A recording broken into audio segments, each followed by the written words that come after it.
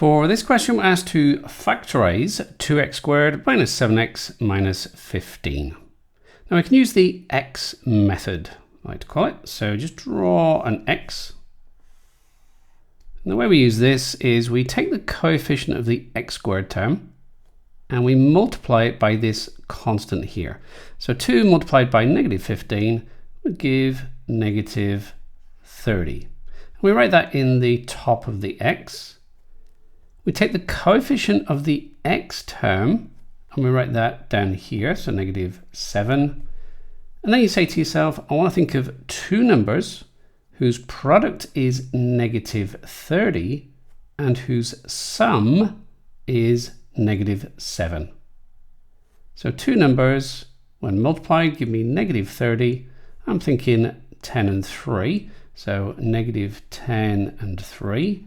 Negative 10 multiplied by 3 does indeed give me negative 30, and negative 10 plus 3 gives me negative 7.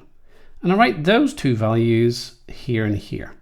So 3 and negative 10. Doesn't matter which way around you write those. The next step is to take the coefficient of the x squared term, and we use this as the denominator here. So divide these two by 2 and 2. And then say to yourself, does this cancel all? Is there any way to cancel this? Well, no, it's just 3 over 2.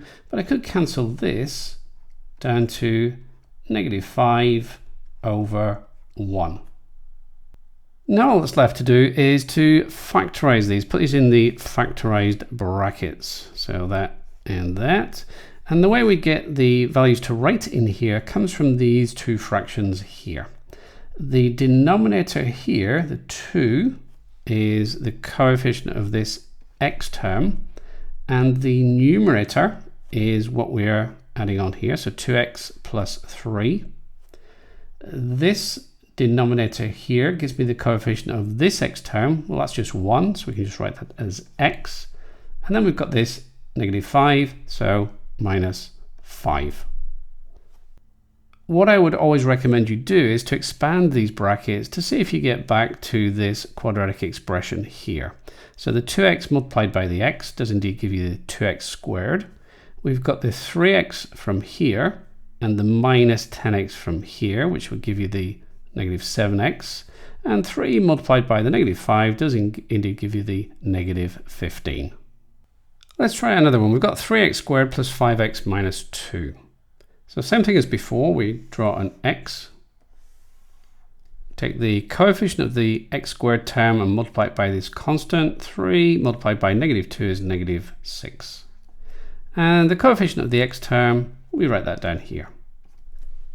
Now I want to think of two values that when I multiply them, I get negative 6, and when I add them, I get 5.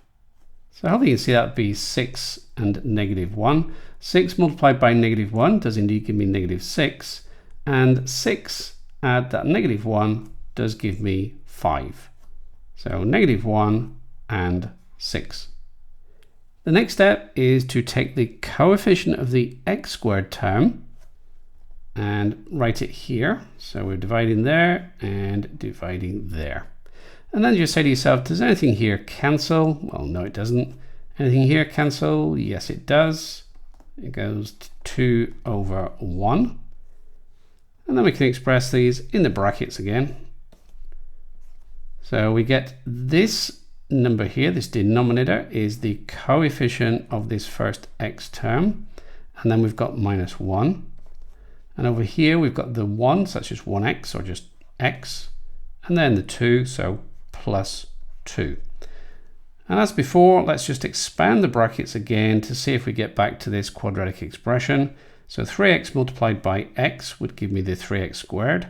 I've got the minus x and plus 6x, which does indeed give me the 5x. And then the negative 1 here multiplied by the 2 does indeed give me that negative 2. If you found this video useful, then remember to give me a quick thumbs up. And if you would like to be notified when I release new videos, then hit that subscribe button and remember to click on the little notification bell.